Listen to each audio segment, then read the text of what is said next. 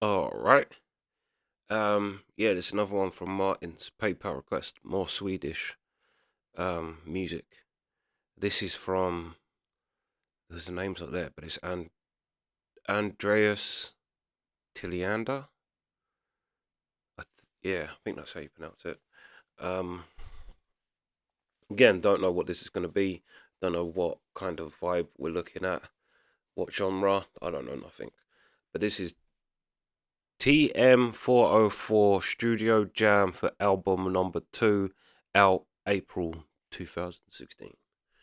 Um, so yeah, like I said, I don't know what we're in store for, but yeah, so far it's been a hat trick. The first three I've done from Martin's PayPal was fire. So let's see if this one holds up to the others. But yeah, let's go.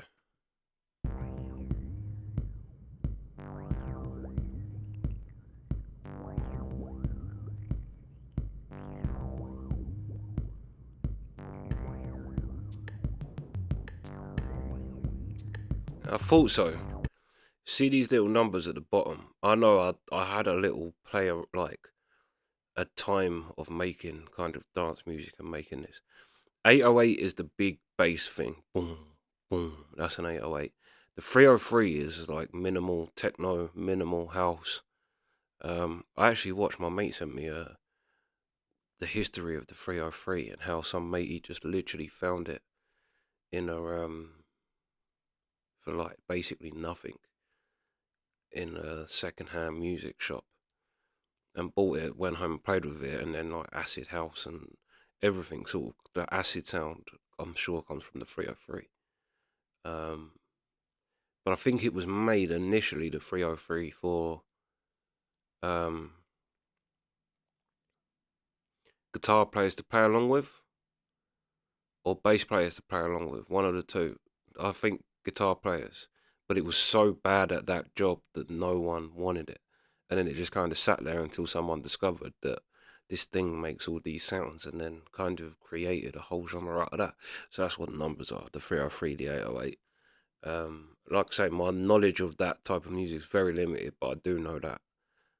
Yeah, let's go.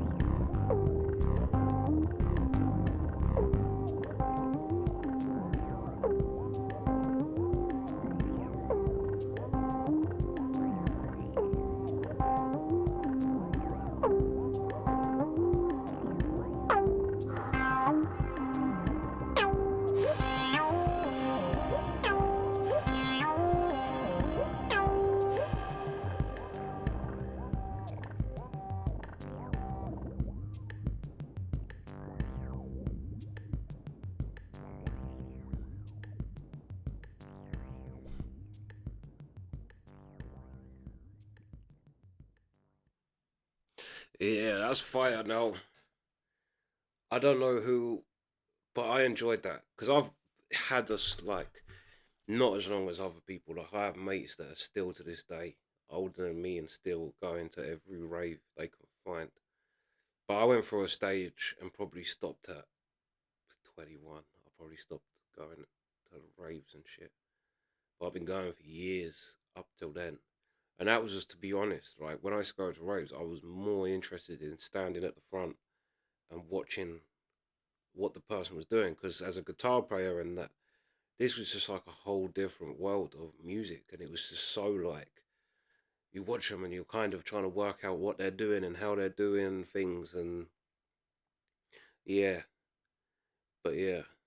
And it still has a like, a place in my heart, that type of music, still to this day. Again, it's not something like nowadays. It really would be.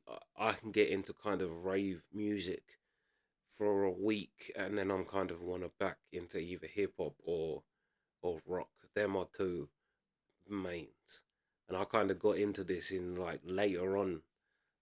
Whereas like rock and hip hop, it's been all my life, so they are my two kind of main musics. But yeah, watching all that and like and just even having the like little bit of knowledge on the 303. I know that 606 I think is the only other one I kind of know. The 303, the 606 and the 808 is the three I think I knew. The 202 I don't know. I don't know where or what kind of sound that is, but I'm sure that the 303 is the like acidy, acid house, acid whatever has acid in it. I'm sure it comes from the 303. And literally it was made for a purpose that it was really bad at that purpose. So no one bought it, and then just some guy happened upon it. And now these machines are like expensive. I think it's like they cost a lot of money, but it's kind of always the way. Like Rickenbacker guitars, like when the Beatles, there's a reason why the Beatles had Rickenbackers, is because they were dirt cheap. They were the cheapest guitars that you could find because the Beatles was broke. But since the Beatles and John Lennon's kind of most famously known for the black and white Rickenbacker, now them guitars are worth thousands. And really, the reason the Beatles played them in the first place was because they was piece of shit cheap guitar that you could get your hands on. So the 303 is kind of a similar thing to that. But yeah, I enjoyed that. I don't know if people would, but like, yeah, I enjoyed that because it was kind of like, although I used to use things like Reason 4, I think it's, God knows what it's on now, but that's when it was Reason 4 was the top one out. Um, that's what I used to make tunes on. Yeah, yeah. And like I say, I got into the scene, but not as deep as like other people I know. And once I was kind of out of going raving, I stopped kind of listening to it altogether. But like watching things like that, I can enjoy, I can appreciate as someone who did once try to make tunes and things. But yeah, that's the reaction. Sweet.